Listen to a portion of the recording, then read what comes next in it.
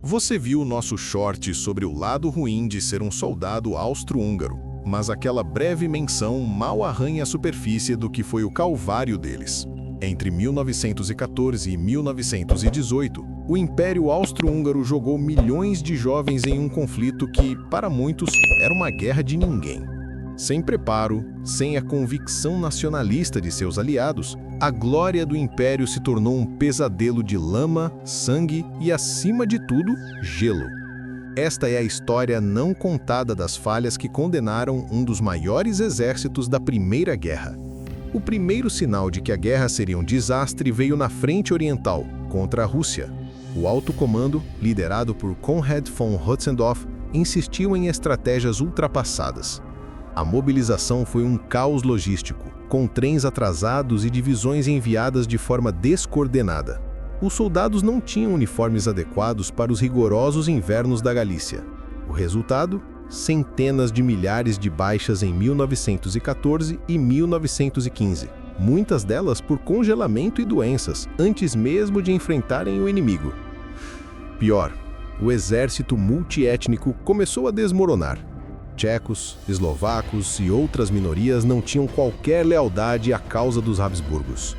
As deserções se tornaram comuns, revelando que a principal fraqueza do Império não era a falta de bravura individual, mas a total ausência de uma identidade nacional coesa. Se a frente oriental foi sangrenta, a frente italiana nas montanhas dos Alpes foi o inferno branco. O short mencionou as mortes por congelamento, mas a realidade era muito mais brutal.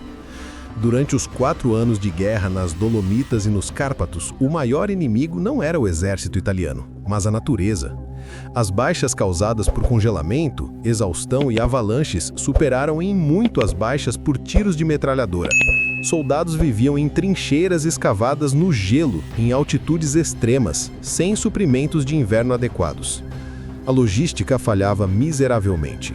Comida, munição e cobertores chegavam incompletos ou não chegavam. Não era incomum que regimentos inteiros fossem soteados por avalanches provocadas tanto pela artilharia inimiga quanto pelas condições naturais, transformando a guerra de trincheiras em uma guerra de sobrevivência no gelo. As ordens confusas do alto comando se uniam à falta de suprimentos. Mesmo as armas fornecidas pelas fábricas Škoda eram insuficientes e a escassez de munição era uma constante, forçando os soldados a racionarem. Mas talvez o mais devastador tenha sido o colapso do fronte interno. O bloqueio britânico e a falta de mão de obra nas fazendas levaram à fome em Viena e Budapeste. Quando os soldados viam a realidade da guerra, lutando por ordens confusas e morrendo por falta de cobertores, e sabiam que suas famílias em casa também passavam fome, a moral desapareceu. O império já estava desintegrado por dentro. Motins no exército e na marinha, como o de Cattaro em 1918, se tornaram o prenúncio do fim.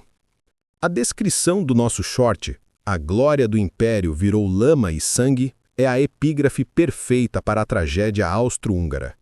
A Primeira Guerra Mundial não apenas destruiu o Império dos Habsburgos, ela destruiu a fé de milhões de jovens em seus líderes e na própria causa imperial. O destino do soldado austro-húngaro é um dos capítulos mais dolorosos e esquecidos da Grande Guerra.